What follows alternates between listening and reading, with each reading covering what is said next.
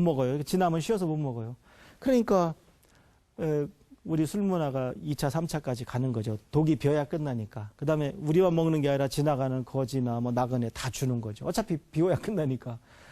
그래서 우리가 어떻게 보면 뭐 창피한 것 같은 그런 것도 사실은 굉장히 당당한 우리 문화라고 저는 생각이 됩니다. 그래서 특히 제가 어쨌든 최근에 제 주변에서 제일 걱정하고 있는 현상이 환단곡에 대한 태도입니다. 그렇게 일방적으로 흑백 논리로 대할 게 아니라 적어도 읽어보고 이런 내용은 이건 너무 심하다. 이건 가필이다. 어느 정도 양보할 건 양보를 하고 그러나 어쨌든 우리 민족의 그 기록이 남아있을 만큼 이것은 우리가 몇 가지는 꼭까지 지켜야 한다. 그런 어떤 타협이 있어야지. 지금처럼 조금만 이런 얘기를 하면은 악플이 쫙 달리고 이런 상태에서는 우리 나라의 역사에 대한 토론도 이루어질 수 없을 거라고 믿는 겁니다. 근데 제가 천문학자로서 제가 천문학자의 양심을 걸고 분명히 말씀드릴 수 있는 것은 이 오성취루 현상은 이거는 조작해낼 수 없습니다. 비록 그 환단곡이라는 책이 다른 책을 베꼈든 어쨌든 간에 무진 50년 오성취루 이 말 하나는 우리가 우연히 맞출 수는 없는 겁니다. 우리가 어떻게 막연하게 기원전 1641년 3월 5일 오성취루 이게 맞을 가능성이 있습니까? 거의 없습니다. 거의 없는 게 아니라 없습니다. 그래서 어쨌든 이 아름다운 그 화성, 수성, 토성, 목성, 금성이 달과 함께 만들었던 이 오성취루 기록이 환단곡이 있다고 하는 것은 환단곡이가 완벽한 창작물이고 다홍트리가 말할 수는 없다는 겁니다.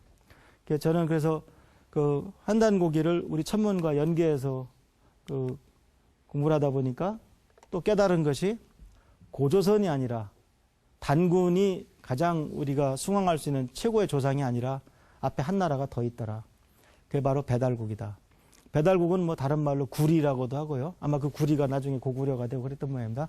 근데 그 배달국이 바로 우리 민족의 뿌리고 바로 개천이라는 말이 우리가 지금 단군 완곤이 BC 2333년에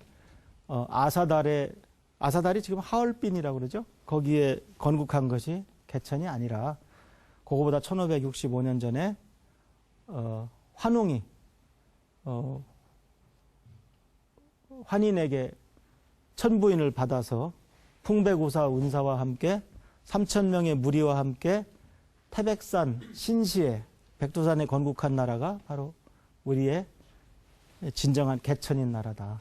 그래서 배달국이 우리 민족의 뿌리라고 하는 것은 이제 천부인도 있고 그다음에 천부경이라는 민족의 경전이 있습니다. 그러니까 사실은 우리가 어린이들이 동화집에서 다 읽어야 됩니다. 옛날에 신지 혁덕이라는 어른이 계셨는데 어느 날 사슴을 쫓아가다 보니까 사슴 발자국을 보게 됐다. 사슴 발자국을 보고 글자를 만들었다. 그래서 녹도 문자다. 사슴 그림 문자라. 그래서 최초의 녹도 문자로 적은 것이 환국부터 전해져 내려온 81자 천부경이었다. 그 다음에 고시래라는 분이 있었는데 그분이 어느 날 호랑이가 나타났단 말이죠. 그런데 옆에 호위병이 석창을 던졌는데 석창이 바위에 튀면서 불이 번쩍하는 걸 봤다는 거죠. 그래서 부싯돌을 만들어서 그때까지는 원시인과 다름없이 날것을 먹던 사람들한테 불을 만들어줘서 백성들이 배탈이 나지 않았다. 그 다음부터 고시래를 기리기 위해서 음식을 던지면서 고시래하는 풍습이 생겼다. 마치 견우직녀와 같은 이런 많은 이야기들이 있음에도 불구하고 배달국 시대 얘기들이 전혀 아이들한테 교육이 안 되더라는 얘기죠. 가장 거슬러 올라가 봐야 해와 달이 된 오누이 정도더라는 얘기죠. 그래서 어쨌든 그러한 거기에서 거론된 우리 81자 천부경이라는 민족 경전, 그 다음에 최근에는 중국이 다시 중국 사람으로 지금 둔갑을 시도하고 있는 치우천왕, 민족의 영웅입니다. 얼마나 위대한 영웅이냐. 태백산 신시에서 살다가 중국을 정벌하기 위해서 중국 베이징 근처에 청구라는 곳으로 배달국의 수도를 옮긴 사람입니다. 치우천왕은 18명의 그 배달국 천왕 중에 14번째 자오지 천왕을 치우천왕이라고 우리가 부르는 겁니다.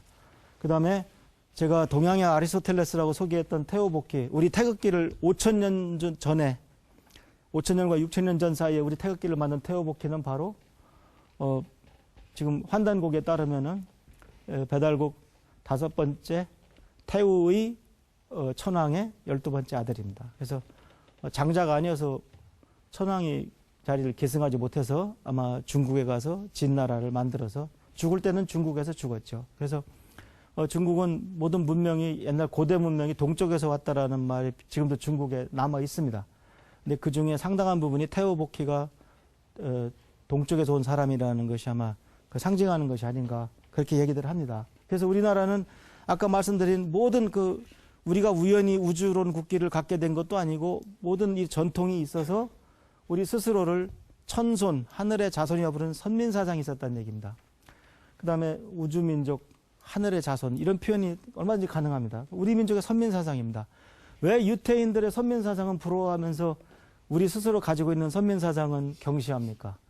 사막에다가 여러 민족을 모아서 나라를 세워도 국민정신이 있으면 그 나라는 살아남을 수 있습니다. 국혼이 있으면 살아남을 수 있습니다. 우리는 제가 참 그런 자백도 실토도 했습니다. 근데 유학가 있는데 일하는 학생이 한국 사람의 공통정신이 뭐냐 물어봤는데 대답을 못했다. 꽤 오래전 얘기입니다만 20년도 넘은 얘기입니다. 나는 3일 정신도 없고 새마을 정신도 없고 헷갈리더라.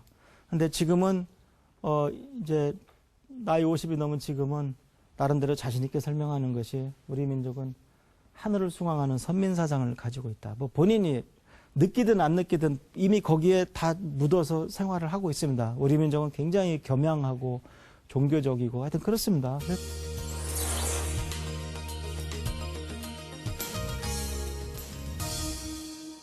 제가 우리 국가대표 축구 경기를 할 때 붉은 악마들이 치우천왕의 그 모습을 담은